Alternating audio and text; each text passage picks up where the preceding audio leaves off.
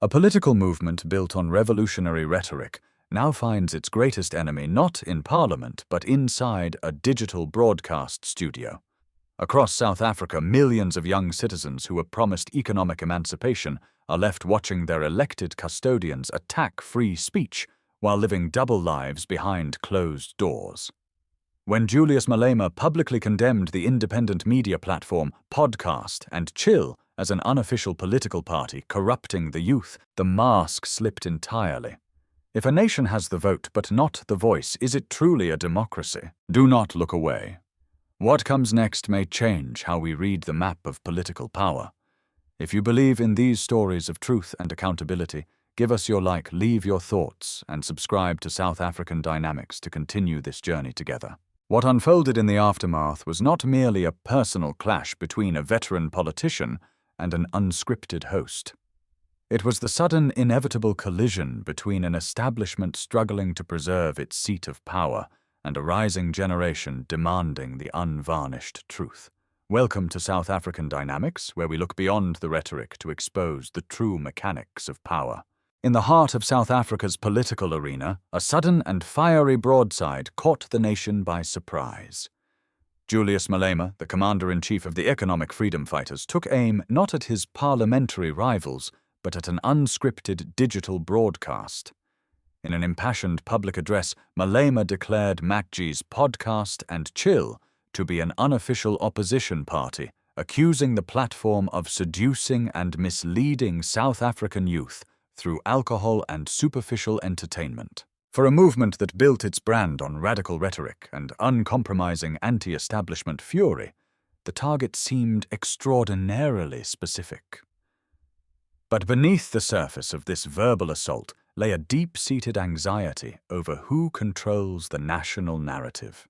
The accusation, however, carried an immediate irony that was impossible to ignore. While Malema chastised digital content creators for blending political commentary with informal venue culture, his own side hustle as a commercial disc jockey and nightclub proprietor presented a stark paradox. Across venues in Johannesburg and the busy corridors of Limpopo, the Red Beret gave way to the nightlife turntable. This dual identity shattered the moral authority of his platform, causing the mask of revolutionary purity to slip before a discerning public. When a political leader who operates commercial entertainment spaces condemns media hosts for operating in the very same sphere, the public naturally questions the underlying motive. To understand why this digital platform triggered such a fierce political reaction, one must examine the quiet crisis threatening the foundations of the economic freedom fighters. Established in 2013 on the promise of immediate land redistribution and radical economic transformation, the party once represented an unstoppable tide among young voters. Yet more than a decade later, the political reality paints a far bleaker picture.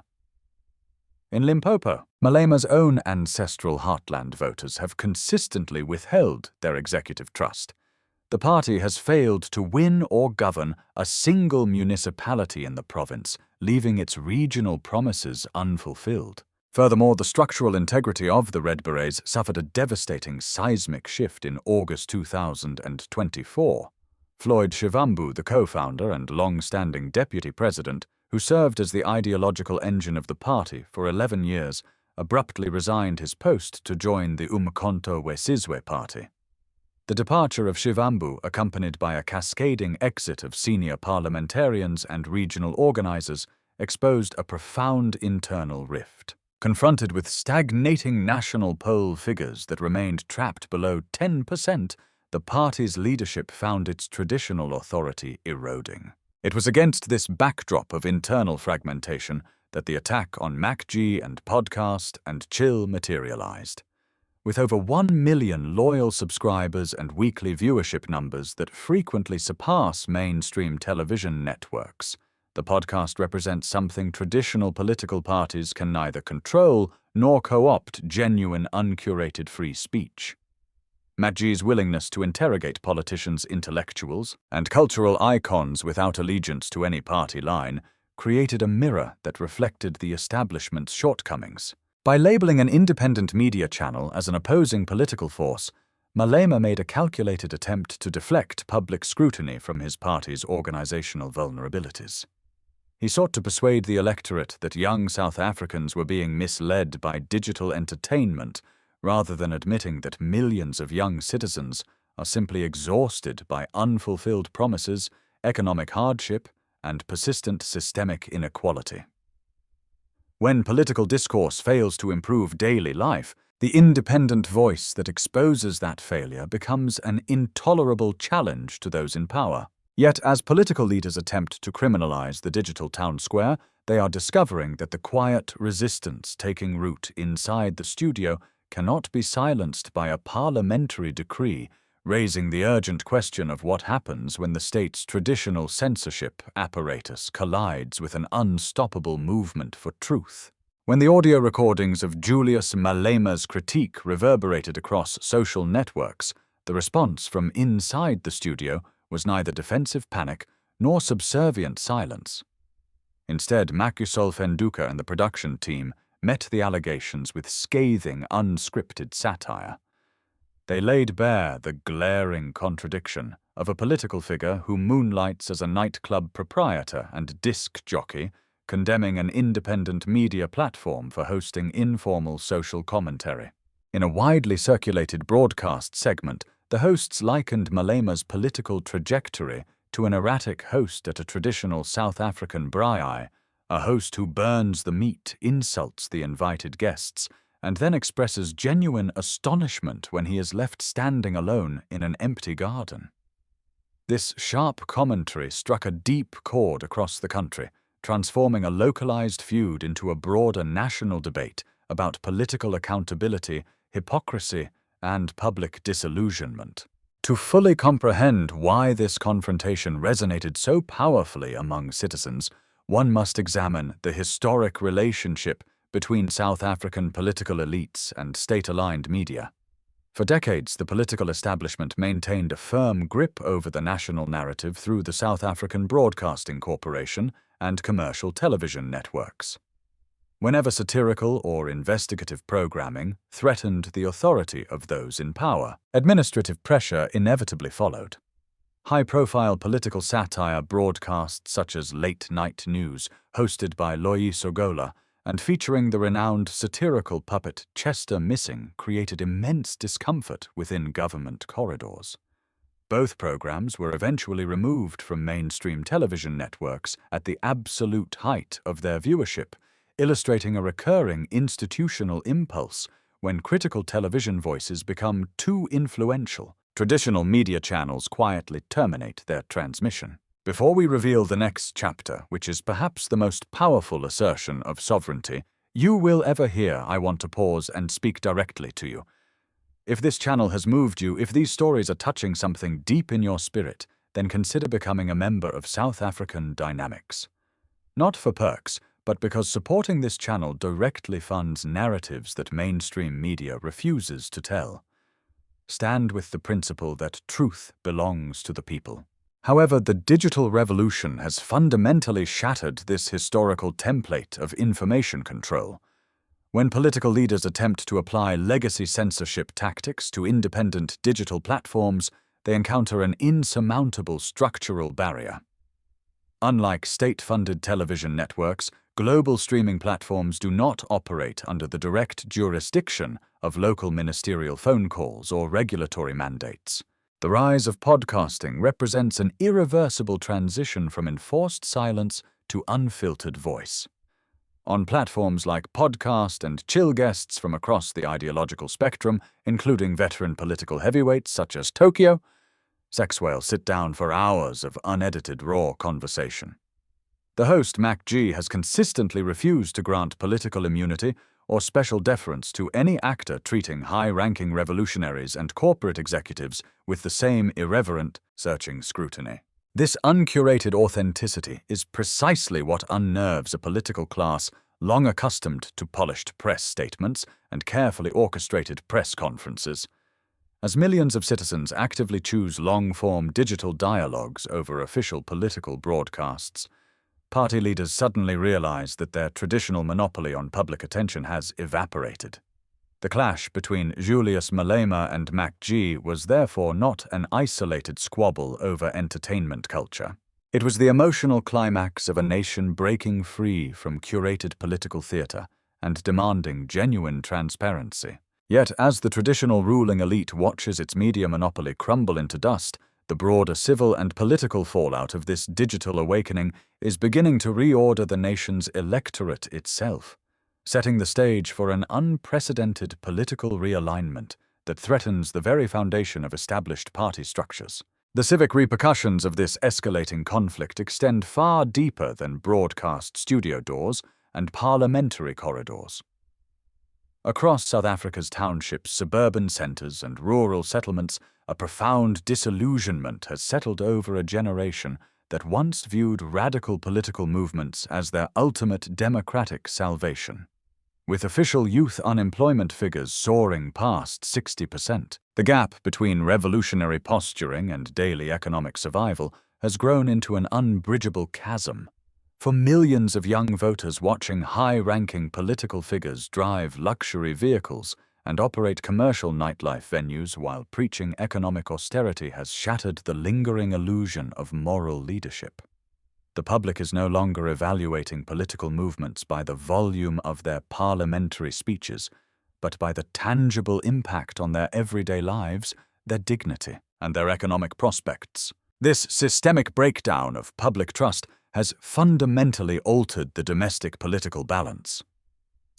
Traditional political parties, long accustomed to mobilizing voters through televised rallies and state-aligned media campaigns, now find themselves losing ground to digital platforms that require neither political patronage nor government approval.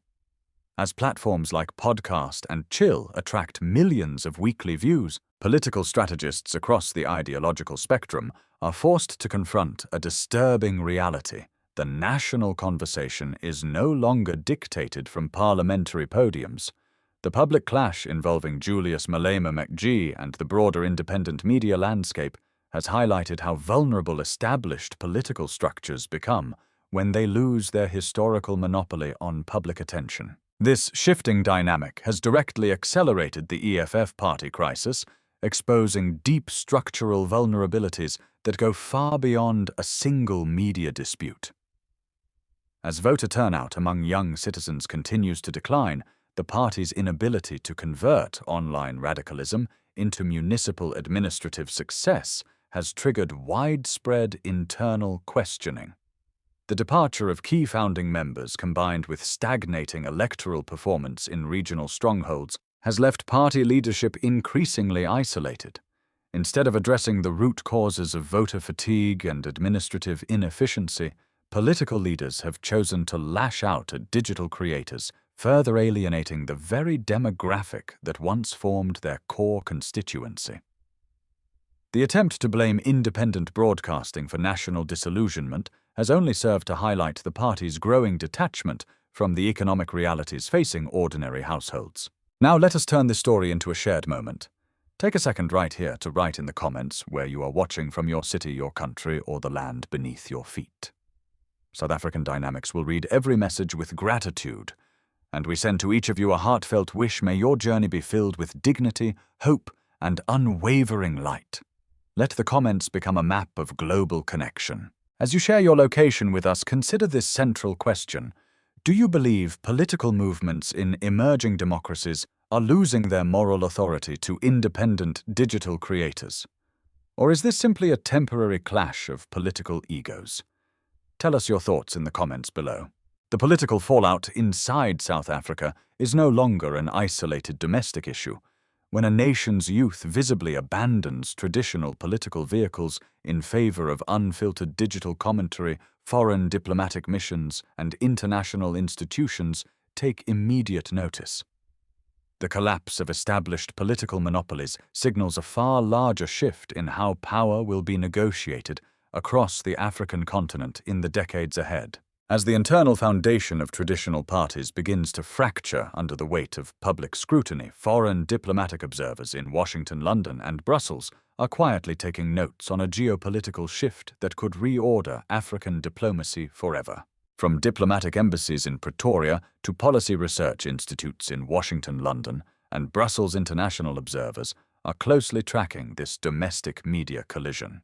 For foreign analysts evaluating democratic stability across Southern Africa, the confrontation is far more than routine political commentary or entertainment drama. It represents a vital barometer measuring the resilience of constitutional democracy, judicial independence, and free expression.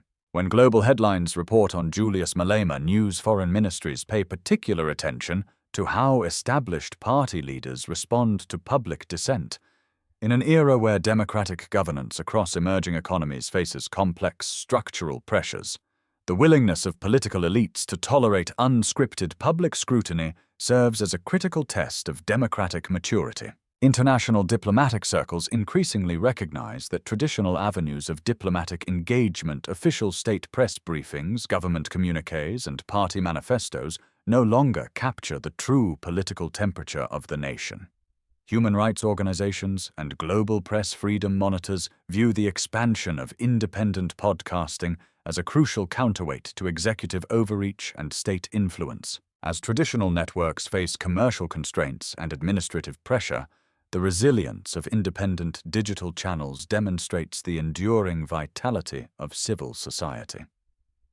The rapid evolution of South Africa media has thus become a compelling case study for analysts worldwide, illustrating how digital technology can decentralize information, empower ordinary citizens, and break the ideological monopolies long held by ruling party machinery. Moreover, Western multilateral institutions and bilateral trade partners view these domestic political dynamics through the sharp lens of economic governance and investment security.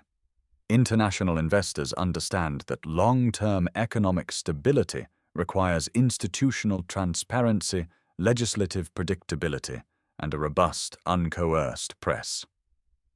When political leaders attempt to regulate, penalize, or delegitimize digital broadcasting under the guise of public morality, international legal scholars identify a worrying trend towards institutional overreach. Not law, not justice, enforcement. When state authority is deployed to shield political actors from public critique rather than protect fundamental constitutional guarantees, international confidence in institutional governance inevitably begins to erode.